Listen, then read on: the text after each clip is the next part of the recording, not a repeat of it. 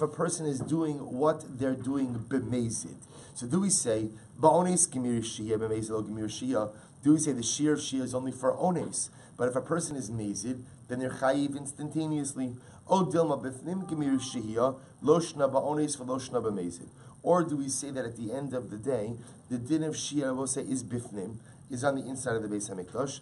It makes no difference whether you are intentional or unintentional. To which the Gemara says, teku. Okay, another one for the Rabbi. But Ravashi, Nazir bekever. We'll say another interesting case. What happens if a Nazir is by a kever? Remember again, a Nazir is not permitted to become tameh. Let's say the Nazir is by the kever. What's the halacha? Boy shehiyah, boy shilu malchus. Oh, eno sarich. Oh, eno sarich. So we'll say here's the interesting shayla. A Nazir comes in contact with a kever. So do we say that in order for him to be chayiv malchus, he has to tarry there, he has to delay? Or do we say no, even just instantaneous or momentary exposure to tumah creates malchus liability? So do we say, the Gemara says, bifnim gemiri shehiyah, b'chotz lo gemiri shehiyah. So do we say that the din of shia is only a din inside the Beis Hamikdash, but the din of shia is not a din outside of the Beis Hamikdash? O dilma ba'onis gemiri shehiyah, lo shna bifnim v'lo shna b'chotz. Or do we say that what? That ultimately, that shehiyah is a din in any situation where a person inadvertently becomes tameh, but where a person, whether it's inside the Beis Hamikdash or outside of the Beis Hamikdash, doesn't make any level of difference. To which the Gemara says, teku. We'll say once again, teku. We're not sure what the answer is. We'll have to wait for Eliyahu Navi. Weiter. Balu baruga chayiv b'ktsara pater. So remember again, the Mishnah said that if the individual who contracted tumah inside the Beis Hamikdash, if he exits the long way, he'll be chayiv. If he exits the short way, he will be pater. So Amar Rava, Kitsara Sham Rava says it's very interesting. So we automatically assume that this is a din in time. In other words, that the idea the Mishnah is telling me is if he took the short way out, therefore took less time to get out, he will be pater. If he took the long way out and therefore took more time to get out, he will be chayiv. To which the Gemara Rava says not necessarily. Kitsara Shamru, when we say that if you take the short path out, you are pater. Afilu ekev b'tzad gudel. We'll say, what is ekev b'tzad gudel? Ekev b'tzad gudel literally means you walk toe to heel, right? Walking toe to heel means what? We'll say, in other words, very, very, very small steps. See, even if you take the short path out, but you walk toe to heel, so that it's taking you a very long time, va'afilu kala yom kulo, even if what? It takes you the entire day to get out of the Beis HaMikdash, you still ultimately again will be pater. Why? Why? Because the idea is you took the fastest way out. Rashi says over here, afilu kala yom kulo. It's almost right across, not exactly right across in 7 lines up. Afilu kala yom kulo shaba halichaso shayaholich v'yotze benachas. You're walking out. What's the rush? What's the rush? You're walking out benachas. It's a little spatzir, but you are taking the shortest path out. Both sides. So what's that lacha your pater? You know what the lesson is? You know what the lesson is? Sometimes in life, it's all about finding the right path. It's all about finding the right derech. Sometimes the right derech is much longer and is much more arduous and could take a lot longer to get to your destination. But when you find the derech hayishara, when you find ultimately the right path in life, you know that's the ikar. How long it's going to take me to get through it, how long it's going to take me to reach the end, how long it's going to take you to reach the destination, that's the great variable of life. Sometimes I can't control how quickly I get across the finish line. What I do control ultimately is what derech I choose. Incredible. Bari Rava, Shios Maushei Starfer. Well, so listen to this case. So now what we've established is as follows. The halacha is that if you tarry in the Beis HaMikdash, and again we've defined now the shear, what's the definition of tarrying? What happens if you pause for a number of increments? Now each of those individual pauses are not enough for the shear. But what? If you link them all together, they form the requisite shear. Are you chayiv or not? So the Gemara says, "V'tif shot le mididei." But 1 second, go ahead, and you can answer that from what we just said before. What did we just say before? That if you go ahead and you take the short path out, even if it takes you the entire day, the halacha is that you're pater. So we'll say it seems over here that the halacha is that pauses do not combine. To which the Gemara says, no, hasam b'lo shah. We'll say that case where the person takes the whole day to get out, even though they're taking the shorter path, there was no pause. They're just walking very slowly, but in essence, there is no pause. So shir kitzara, mahu. Shir gemiri, v'chibala ba'aruka, shir kitzara pater. O dilma dafka gemiri, ba'aruka chayi b'kitzara pater. This is another interesting shayla. When we speak about the shir kitzara, so is this a definition of time, or is this a definition of route? For example, let's see Rabbosai, Reuven becomes Tamei in the Beis HaMikdash. He's got two ways to get out. What we call Derech Kitzara, which is 2 minutes, and the Derech Haruka, which is 5 minutes. But let's say what? Reuven takes the Derech Haruka, but what?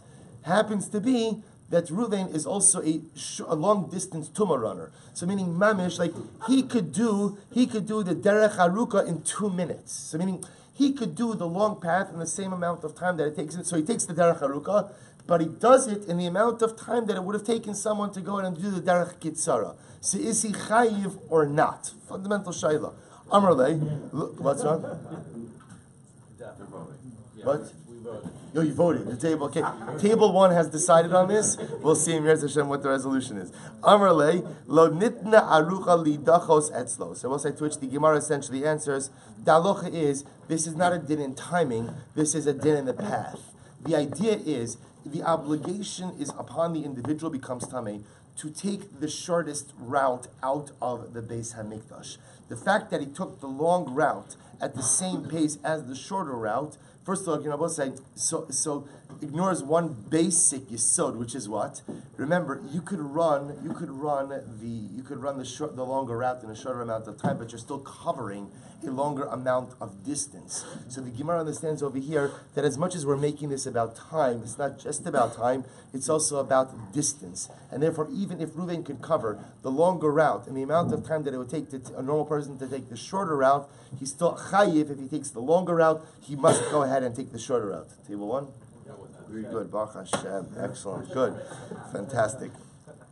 Says the Gemara the following. Maskef Rabbi Zera. Ela dekaimal on tamei sheshimish b'misa heichi mishkachas la. So we'll say, so ask the Gemara, okay, so we'll say, now we're going to come to a very interesting case, which is Timei Sheshamish. So we'll say, so this is Tamei Sheshimish. This is a case of a Kohen who became Tamei, and he did Avoda.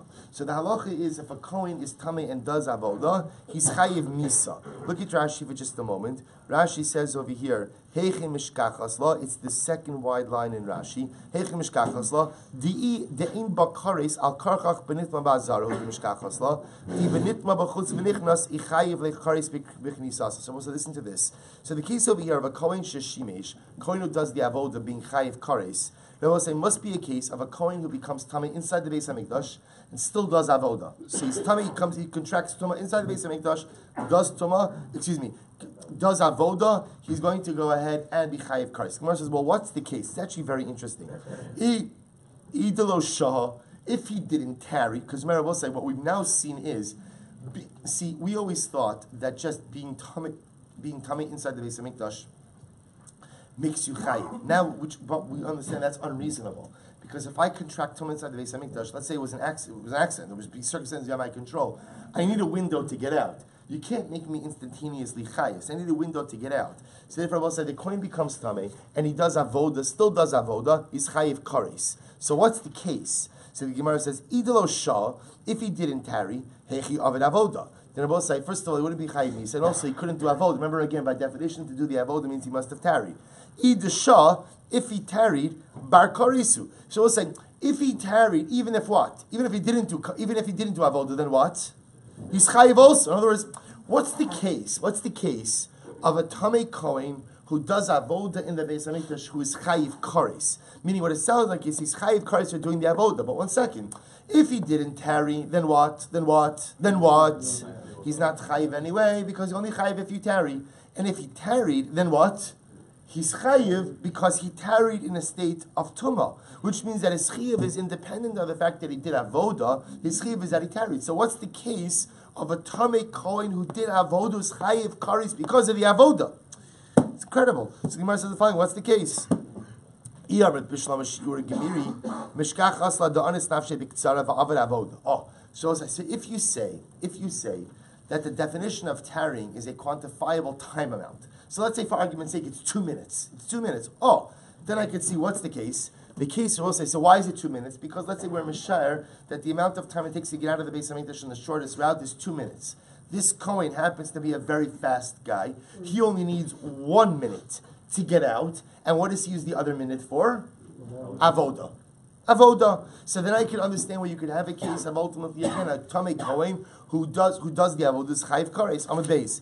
Elo. I amrit dafka gemiri. But I will say, if you want to say that no, it's not a din in time. It's not a din in time.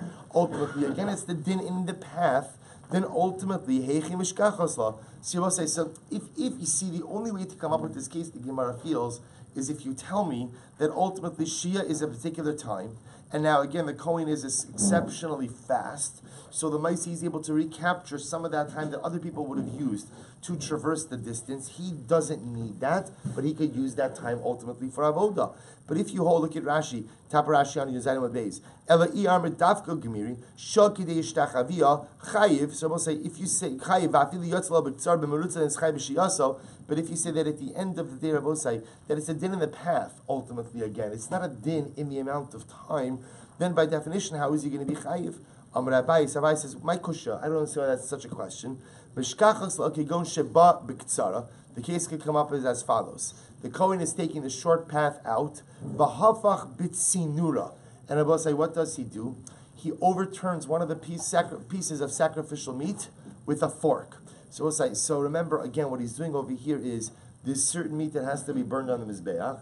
In order to ensure that it gets burned, what happens? The meat is flipped over, is turned over. So the Gemara says this is the case. He's taking the short path out, and on the way he flips over a piece of meat. We'll say, why is flipping over a piece of meat a good example? Why is it a good example? It's quick. There's a few seconds of time lost on that, but one could do it with relative ease and relative speed. Because this reflects the view of Rav Huna. Rav Huna says that a non-Kohen who flipped over meat with a sacrificial fork is chayiv misa, which will say tells you what? That it's avoda. Tells you that ultimately, again, this is a form of kohanic service, and therefore, again, halacha lemaisa, a zar, non-Kohen who did will be chayiv, which I both say is a perfect case. So therefore, the case over here could be the Kohen is taking the short path out. On the way out, he flips over the meat, sacrificial meat, to the sacrificial fork, and therefore, again, halacha lemaisa has performed an act of avoda while in a state of tumah. So the Gemara now goes back and we'll say and analyze this a little bit. Gufa, Amar Afuna, zar shavach b'tzinur chayiv misa. If a Kohen goes out and flips over a sacrificial piece of meat with a fork, he's going to be chayiv misa. So we'll say, remember again, now B'Pashtos, what this means is, because flipping over sacrificial meat with a fork, ultimately again is going to be avoda. Heichidami, what's the case? We'll say, get ready for this. Heichidami, you have a fork in there? Yeah. You have a fork in there. Yeah, it's on page 4. We'll say, table 1 is really like stealing the show today. I just want to tell you. I don't know what the rest of you are doing this morning, but okay. So says the Gemara, Heichidami, idala hafachla. I want to see you guys after shir. So I'll say, so what's the case? In other words, when we say that a zar, that a non-Kohen, is chayiv for flipping over sacrificial meat with a consecrated fork, what's the case? If without the flipping of the meat would have not been consumed by the fire, then pshita. Then Rabbi said that it's obvious, and the act of flipping over the meat is a form of avodah. If on the other hand, I will say what? If on the other hand, then even if he didn't flip over the meat, then what? It was going to burn anyway. Then my kavid. Then at the end of the day, what really did the non-Kohen do? My kavid. To which the Gemara says, Lo tzricha di'ilo hafach pu ma'achli b'tarti shoi v'hashto ma'achli b'chad shaita. Oh, you know what happened? Here's what happened, I will say. At the end of the day, even had the meat not been flipped, it would have been consumed by the fire of the Mizbech, but what? It would have taken 2 hours. Now that he flipped it, it's only going to take 1 hour. And what's the novelty? V'ha kamash malon The chol kruve avoda avodahi. And I will say what we learn over here is the following. Anything that expedites sacrificial service is in and of itself considered to be sacrificial service. So we'll say that's the chiddush over here. And by the way, this is how we paskin halacha l'maisa. The Rama paskin is like this: that if Yisrael were to go up on the mizbeach and flip over a piece of sacrificial meat, again he would be chayiv ultimately again for a zar, for a non-kohen doing avodah. It would have happened anyway. It would have happened anyway.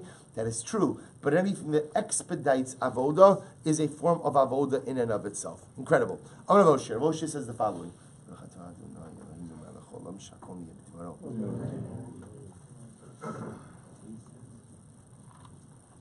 I'm going to Moshe. Listen to this, Moshe. This is amazing Gemara. Ba'ina de'ema milsa. Moshe says, I want to say something. I want to share halacha. Umistafina mechavrei. But I'm afraid of my friends. So what does that mean? I have something I want to share, bless you, but I'm afraid I'm going to get shouted down. I'm afraid I'm going to get shouted down by my friends. So what did Rav Moshe want to say? So he tells us secretly, recorded in the Gemara for thousands of years. Good. So what? Right. So hanichnas lebayis hamenuga derech achorav. Listen to this case. Someone goes ahead and enters in. Bayis hamenuga means a home which is afflicted by tsaras. Remember, again, we know tsaras is not something that could just afflict the person, but also the tsaras habatim, which means tsaras that affects the home. So listen to this case. Hanichnas lebayis hamenuga derech achorav. What's the case over here?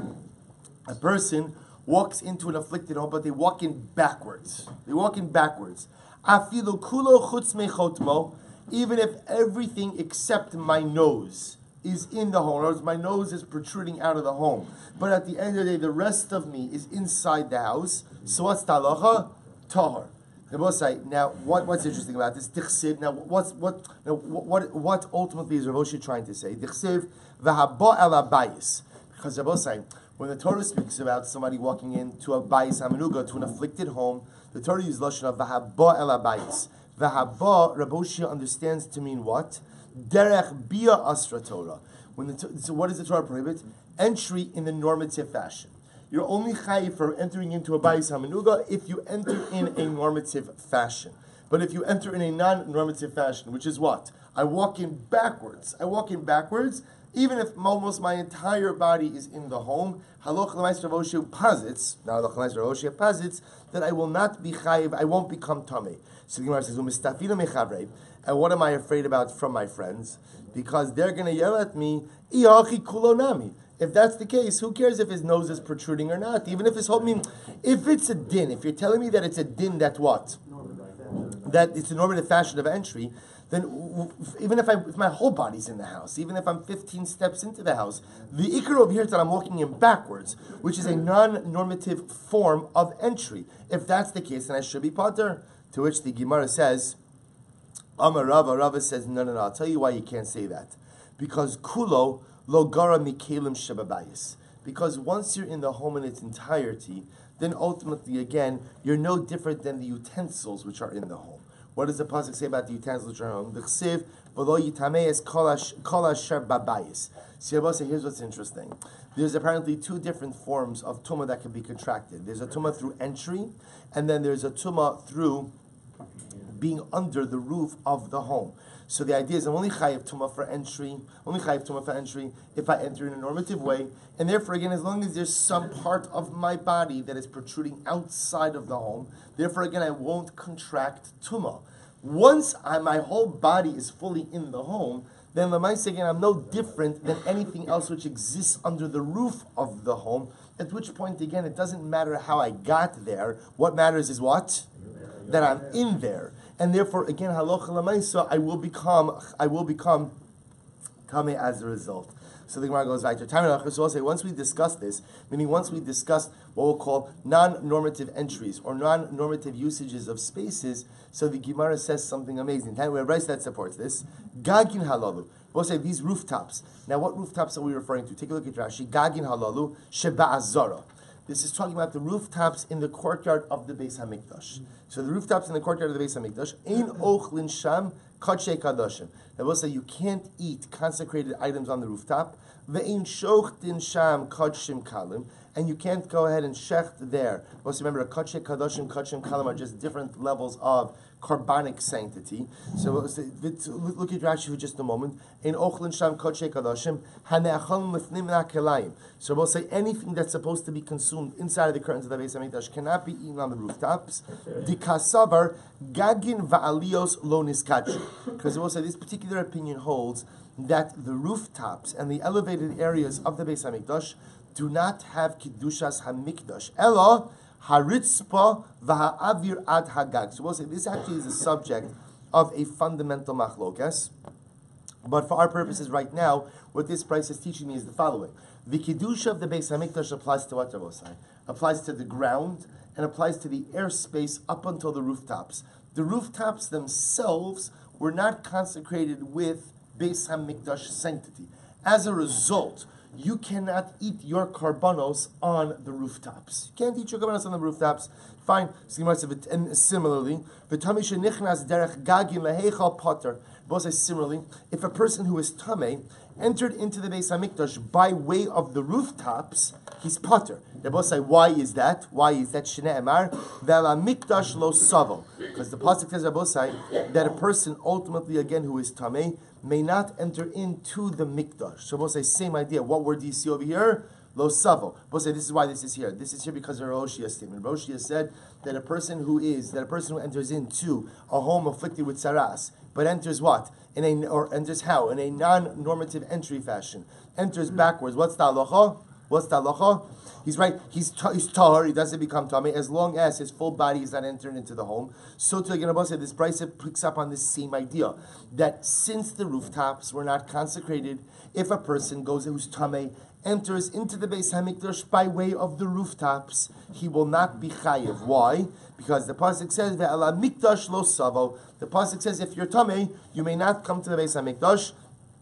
Derech Bia Asra Torah. Ultimately, again, the Torah only prohibits in what we'll call a normative form of entry. But Torah does not prohibit a non-normative form of entry. So therefore, again, if a person comes through the rooftops, ultimately, again, that is the non-normative form of entry, and therefore a person ultimately, again, will not be chayiv. So the Gemara goes weiter. Well, so let's just do one more line. So let's remember again, the Mishnah says something quite interesting, which was that this is a mitzvahs asay in the Beis HaMikdash that one is not chayiv for. So we'll say, remember again, this was a strange statement in the Mishnah, which we weren't exactly clear how to understand it.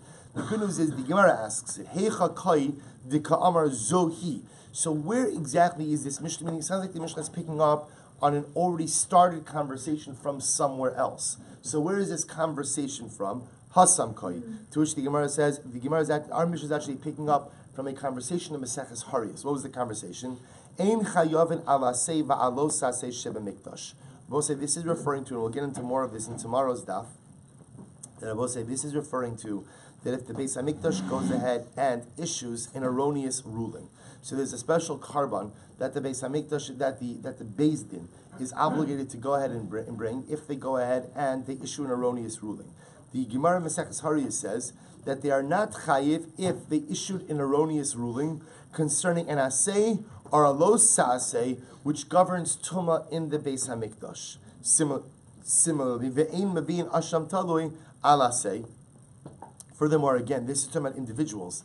Individuals do not go ahead and bring in asham talui on the violation ultimately of an asay, va'alo sa'asay shebemikdash. Nor do they bring in asham talui ultimately again on a lo sa'asay in the Beis HaMikdash. Aval chayovin al asay va'alo sa'asay shebenida. But we'll say at the end of the day, they would be chayiv, person would be chayiv for the violation of an asay and a lo sa'asay by nida. U'mevi'in asham talui al asay va'alo sa'asay shebenida. V'ka'amar zohi mitzvah sa'asay shebemikdash she'ein chayovin aleha.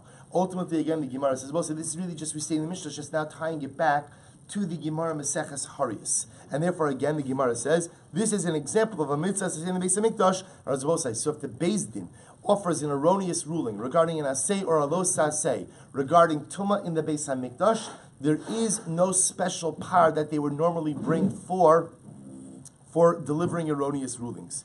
And I will say, what is the case? And again, this is just recording the Mishnah. What's the case ultimately, again, of the violation of a mitzvah's asay, for which one would be chayiv for? So the Gemara says, this is just quoting the Mishnah. The man was having relations with his wife who was a tahora. Va'amra lo nitmesi. And in the midst of the act of relation, she says, I am a tmeya. I'm tmeya. She says, I became a nida. What's that? Pireish miyad. And he goes ahead and he withdraws while still in an aroused state. Chayiv. Ultimately, again, he will be chayiv. Why Rabbi say? Because at the end of the day, there is hana. There's pleasure still from that act of withdrawal. And therefore, again, lemaisa, he will be chayiv for an act of bia with a nida.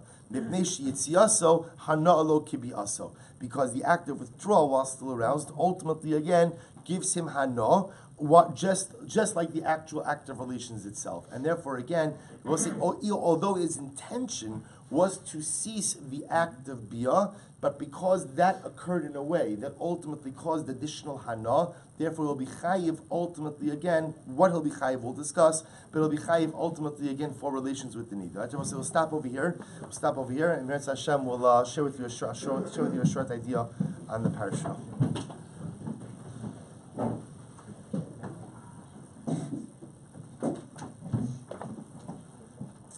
So we know that in this week's parsha we have the great source to read Parshas Miketz, and in Parshas Miketz, so the parsha begins with Paro retelling his dreams to Yosef, and again Paro, of course, exceptionally disturbed by these dramatic dreams of cows swallowing cows and sheaves following sheaves, swallowing sheaves, tells it to Yosef, and Yosef again interprets them successfully, ultimately paving the way for his incredible ascent to greatness and to leadership in Egypt. So the Torah says something amazing. The Torah says, I couldn't print it for some reason. So the Torah says the following. This is in Perek Mem Aleph Pasuk Dalet. Vatochalno haparos raos hamara vadakos habasar eis sheva paros yifos hamara vabrios vaikatz paro. So we'll say, so what happens? So the pasuk says that the healthy looking cows went ahead and swallowed up the skinny cows. Thank you. The skinny cows went ahead and swallowed up the healthy looking cows. So the Torah says, "Vaikatz Paro." Paro was startled and he woke up. What does the next pasuk say? Vayishan vayachalom shenis. He went back to sleep and he has a second dream. And in the second dream, what does he see? Right? Healthy sheaves, skinnier sheaves, and he sees again the sickly, skinnier looking sheaves swallowing up the healthier sheaves. So Rabbi Aaron of Karlin makes an amazing observation. He says, Eitzel Yaakov ne'emar, vayikatz Yaakov mishnasa vayomar. So this Lashon of vayikatz, Rabbi say, you've seen before. We saw this by Yaakov Avinu's dream. Right? Yaakov Avinu also has a dream as he's running away from his family home, and he has a dream in Beitel. And in the dream in Beitel, he sees the Sulam Mutzav Arza, he sees the ladder. The Rebbe Shalom speaks to him, and the pasuk says, vayikatz Yaakov mishnasa vayomar, manora hamakom hazeh. Yaakov Avinu wakes up with the start, and he says, see how great this place is. There's incredible Kedusha here. So Rabbi Aaron of Karlin makes an amazing statement. He says, Zu derech hasidim va'anshei ma'isa. When they're startled by something in their sleep, they wake up, they say something, they do something. Birchas HaTorah, Birchas HaShachar, Kriyas Shema, Tefillah, v'Talmud Torah. I'll explain this in just a moment. Itzel Paro, vayikatz, vayishan shenis. But by Paro, the Torah says something amazing. Paro has his odorus. Paro has an awakening. Paro realizes something dramatic is occurring, and what does he do? He rolls back over and goes back to sleep. His hapech altzido, he turns on his side, v'himshich bishnaso, and ultimately goes back to sleep. And I will say, Rav Aaron of Karlin says something so beautiful. He says we all have moments of his odorus. We all have moments of dramatic awakening in life. We have moments of incredible clarity. We have moments when I realize that, you know what? I have a secret mission. I have to accomplish things. I have to do things. I have to become someone great. I have dreams. I have goals. I have aspirations. And we have that incredible moment of awakening. And then what happens? And then I was about saying, we know what happens. Sometimes, again, I just shut off the alarm. I hit the snooze button and I roll back over. And I will say, know what happens when you roll back over? You know what happens when you go back to sleep? You don't end up accomplishing the things you want to in life. You may be a bit more rested in the short term. You may feel a little bit better for that particular day. But at the end of the day, people who roll over and go back to sleep, People who roll over and snooze just a bit more. I'm not talking about in a literal sense. I mean in life. A person who goes ahead and doesn't capitalize on those moments of his odorus, then what they're all saying? They lose out on such dramatic and dynamic life activities. You know what the difference between a paro and the Yaakov? Right? It's an interesting shayla. What is the difference between a paro and the Yaakov? The difference is that when a Yaakov Avinu has a moment of inspiration, he capitalizes on it, right? He builds on it. He does something with it. A paro just goes back to sleep. And I will say, I think this idea is dramatic, but it's especially dramatic, especially during these days of Hanukkah. Because what is Hanukkah all about? What is Hanukkah all about? Hanukkah, you know, the Piazetzna has this idea. The Piazetzna has a Sefer Chovas HaTalmidim, and in the introduction, he has a section that's titled Siach im Ahorim u'Malamdei Atinokos. This is a conversation with parents and conversation with teachers. And then he speaks about the idea of chinuch, and he mentioned the idea of Chanukah. Chanukah, the Piazetzna says, Chanukah, the lashon of Chanukah, means actualizing potential. Chinuch, we think, means education. It doesn't mean education. It means allowing a child to go ahead and actualize his or her true potential. Chanukah is about exposing our potential. And I will say, you know what happens night after night? So something dramatic happens. You see, if you light one candle, if you capitalize on your potential, and you ignite one flame. So remember again, it's machlokes Beis Shammai and Beis Hillel, which is, are we mosech v'holech or poches v'holech? Do we start with 8, go down to 1 like Beis Shammai? Do we go from 1, go to 8 like Beis Hillel? So we pass on like Beis Hillel. What's the yesod? What's the musar in that? The musar in that is, in life, all you need to do is take advantage of those moments of his odorous. Take advantage of those moments of awakening. And if I take advantage of those moments of where I have spiritual clarity and I build them up one after the other slowly but surely, then one day I will have a personally beautiful luminescent menorah burning on all cylinders. But if I don't take advantage of my moments of inspiration, if inspiration comes and I just simply roll back over and go to sleep, then a person winds up as a paro. I'm both saying, I don't mean, by the way, not as a paro, as a rasha. But the interesting part is, we'll say, what was Paro's downfall? What was Paro's real downfall? Paro's real downfall was that he was a Bal Gaiva. Paro's real downfall was that he thought that he was great as he was. He thought he didn't need to grow. He thought he didn't need to yield. He made himself into a god. He already said, you know what happens when you make yourself into a god? Once you become a god, pretty much, there's nowhere else to go.